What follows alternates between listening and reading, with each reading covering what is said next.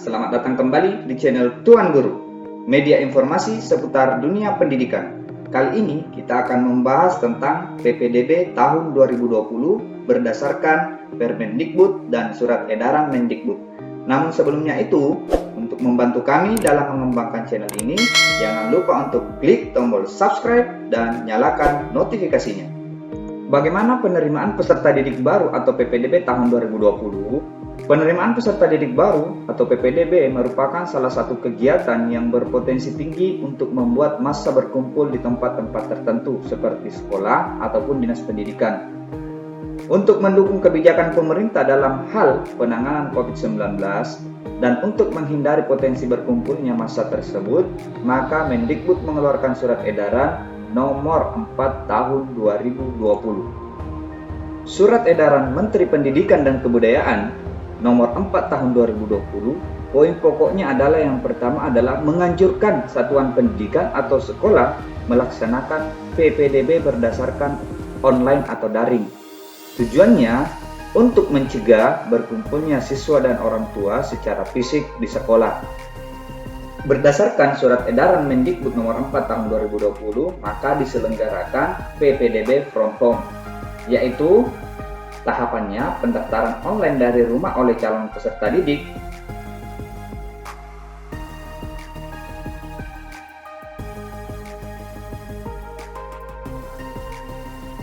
Yang kedua, verifikasi pendaftaran online dari rumah oleh admin atau operator sekolah.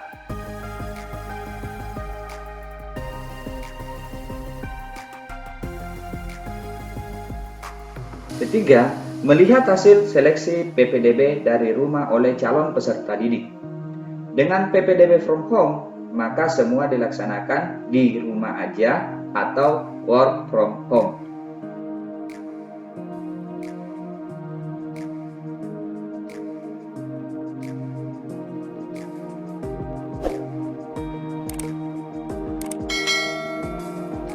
Permendikbud nomor 44 tahun 2019 tentang penerimaan peserta didik baru pada taman kanak-kanak, sekolah dasar, sekolah menengah pertama, sekolah menengah atas, atau sekolah menengah kejuruan, pendaftaran PPDB dilaksanakan melalui jalur sebagai berikut.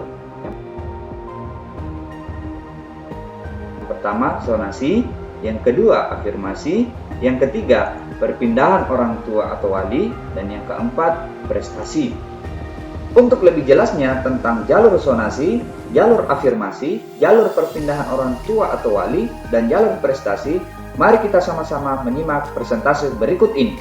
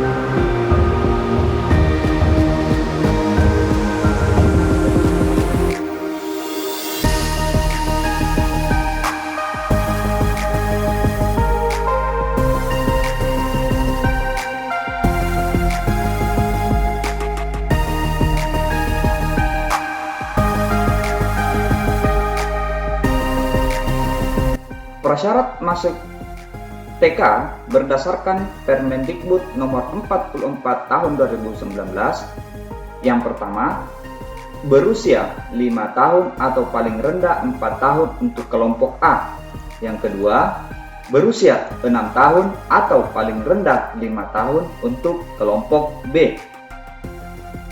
Prasyarat masuk sekolah dasar atau SD berdasarkan Permendikbud nomor 44 tahun 2019 yaitu berusia 7 tahun sampai dengan 12 tahun atau paling rendah 6 tahun pada tanggal 1 Juli tahun berjalan. Sekolah wajib menerima peserta didik yang berusia 7 tahun sampai dengan 12 tahun. Pengecualian syarat usia paling rendah 6 tahun sebagaimana dimaksud di atas, yaitu paling rendah 5 tahun 6 bulan pada tanggal 1 Juli tahun berjalan, diperuntukkan bagi calon peserta didik yang memiliki potensi kecerdasan atau bakat istimewa dan kesiapan psikis yang dibuktikan rekomendasi tertulis dari psikolog profesional. Dalam hal psikolog profesional sebagaimana dimaksud di atas tidak tersedia, rekomendasi dapat dilakukan oleh Dewan Guru Sekolah.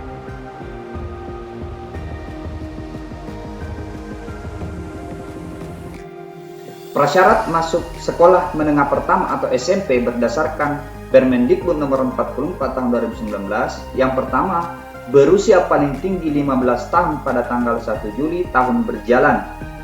Yang kedua, memiliki ijazah SD atau sederajat atau dokumen lainnya yang menjelaskan telah menyelesaikan kelas 6 SD.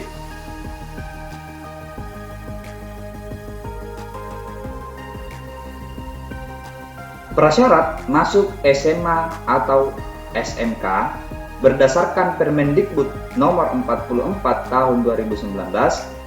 Yang pertama, berusia paling tinggi 21 tahun pada tanggal 1 Juli tahun berjalan, memiliki ijazah SMP atau sederajat atau dokumen lain yang menjelaskan telah menyelesaikan kelas 9 SMP. SMK dengan bidang keahlian, program keahlian, atau kompetensi keahlian tertentu dapat menetapkan tambahan persyaratan khusus dalam penerimaan peserta didik baru kelas 10.